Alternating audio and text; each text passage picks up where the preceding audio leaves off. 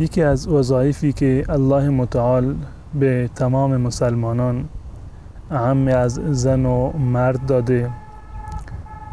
مسئله امر به معروف و نهی از منکر هست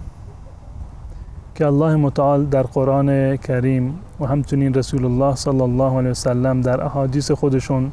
این وظیفه را برای هر مسلمانی لازمی دونستند. الله متعال در قرآن کریم می‌فرماید ولتکن منکم امة یدعون الی الخیر و یأمرون بالمعروف و ینهون عن المنکر و اولئک هم المفلحون. باید یک گروهی باشند، یک دسته‌ای باشند که در جامعه مسلمانان امر به معروف و نهی از منکر بکنند و افرادی که آمر بالمعروف و ناهی از منکر هستند و قطعا قبل از این خودشون هم عامل به معروف و پرهیز کننده از منکر هستند، این انسانهای پرهیزگاری خواهند بود. امر به معروف و نهی از منکر یک وظیفه همگانی هست برای تمام مسلمانان در هر سطحی که باشند و در هر شرایطی که باشند، به اندازه توان خودشون، به اندازه موقعیت و جایگاهی که دارند این وظیفه رو باید انجام بدهند. رسول الله صلی الله علیه و سلم می‌فرمایند که من رأى منکم منکرا فلیغیره بیده.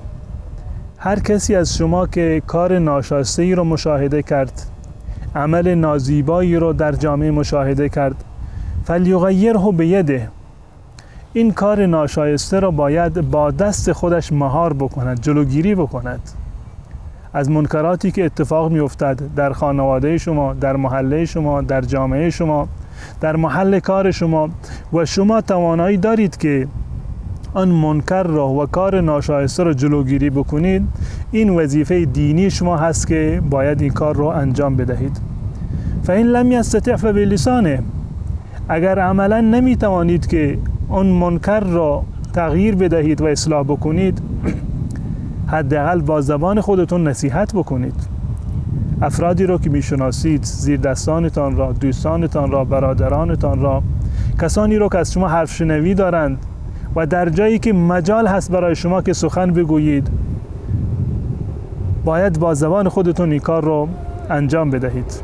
فرمودند فإن لم یستطع فبلسانه، اگر با زبان نمیتوانید، حداقل با زبان خودتون امر به معروف و نهی از منکر بکنید. فإن لم یستطع فبقلبه، اگر انسان به اندازه ناتوان بود و در موقعیتی ضعیف قرار داشت که نمیتوانست امر به معروف و نهی از منکر بکند، نه با دست خودش و نه با زبان خودش، فبقلبه، با قلب خودش باید امر به معروف و نهی از منکر بکند. با قلب خودش این اراده را بکند، این تصمیم را باید داشته باشد که اگر من قدرتی می داشتم و اگر قدرت پیدا بکنم و اگر بتوانم سخنی بگویم، این منکرات را از بین خواهم برد و مردم را به معروف امر خواهم کرد. انسان مسلمان در این مراحل باید امر به معروف و نهی از منکر بکند، با دست خودش، با زبان خودش، و اگر با دست و زبان ممکن نبود، با قلب خودش باید امر به معروف و نهی از منکر بکند و تصمیم قطعی داشته باشد بر این که این اوضاع نابسامان و نازیبا را باید تغییر بدهد. و ذالک اضعف الایمان، این پایین ترین درجه ایمان هست. یعنی حداقل مسلمانی و مؤمن بودن این هست که شما با قلب خودتون، با دعای قلبی خودتون، با تصمیم قلبی خودتون، با مفاسد و با رذایل اخلاقی و منکرات مبارزه بکنید و امر به معروف و نهی از منکر بکنید. این پایین ترین درجه ایمان هست. و انسانهایی که می توانند امر به معروف و نهی از منکر بکنند، منکرات را تغییر بدهند، افراد زیر دست خودشان را، دوستان و برادران خودشان را امر به معروف بکنند، به کارهای نیک وادارند، اگر از این مسئولیت در واقع شانه خالی بکنند و این کار را انجام ندهند، مستوجب و شایسته عذاب الله متعال خواهند بود. حضرت جریر ابن عبدالله رضی الله تعالی عنه در روایتی که در سنن ابن ماجه آمده میگوید رسول الله صلی الله علیه وسلم فرمودند ما من قوم یعمل فیهم بالمعاصی، هر قومی و هر ملتی و هر جامعه‌ای که در آن معاصی انجام بگیرد، مفاسدی وجود داشته باشد در آن جامعه، هم اعز منهم و امن، انسانهای نیکوکارش، انسانهای مؤمنش، انسانهای صالحش این قدرت و توانایی را داشته باشند که جلوگیری بکنند از این مفاسد، امر به معروف و نهی از منکر بکنند، اما باز هم با وجود توان و قدرت چون این کاری را انجام نمی دهند، لا یغیرون، این کار را انجام نمی دهند، امر به معروف و نهی از منکر نمی کنند، این مفاسد را تغییر نمی دهند، الا عمهم الله بعقاب، الله متعال زمانی که عقاب خودش را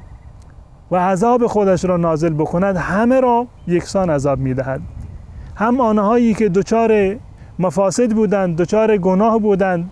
دچار منکرات بودند، هم اونها شایسته عذاب و عقاب الهی هستند و هم آن کسانی که خودشان نیکوکار بودند منتها هیچ گونه عملی را در راستای تغییر این مفاسد انجام نمیدادند. پس بنابراین برای اینکه ما حداقل خودمان را از عذاب الله متعال نجات بدهیم و برهانیم و جامعه ما را جامعه صالحی بگردانیم، باید امر به معروف و نهی از منکر بکنیم، دوستان و اطرافیان ما را دستور بدهیم که کارهای خیری را انجام بدهند و اگر کسی مبتلا به مفاسدی هست و گناهی را انجام میدهد دستور بدهیم که امر بکنیم و توصیه بکنیم که از این کارهای زشت و نازیبا باز بیان، به امید این که جامعه ما یک جامعه بسیار زیبایی باشد و آراسته به خوبی ها و محاسن اخلاقی باشد و از رذایل اخلاقی پاک بماند.